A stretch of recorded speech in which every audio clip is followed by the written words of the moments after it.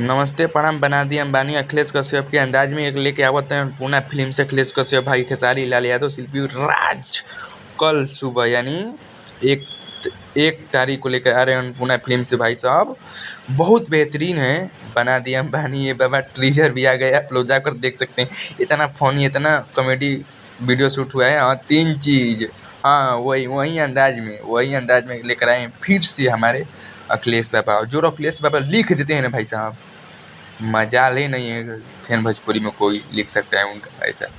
वही एक राइटर है कि जो फनी सा गाना जो है लिखते हैं भाई साहब उनके अंदाज में। तो चलिए टीजर देखिए, अन्नपूर्णा फिल्म से आया है, आप लोग जाकर देख सकते हैं। इस पर आदर्श सिंह कपच के हैं और रोशन सिंह म्यूजिक दिए हैं और राइटर हमारे अखिलेश कश्यप और इन पर शिल्पी राज आवाज़ दिए उनका। शिल्पी राज की आवाज़ में सुनेगा और हमारे ट्रेंडिंग ऐसे खेसारी लाल यादव भाई साहब फिर से वही अंदाज में मिलेंगे।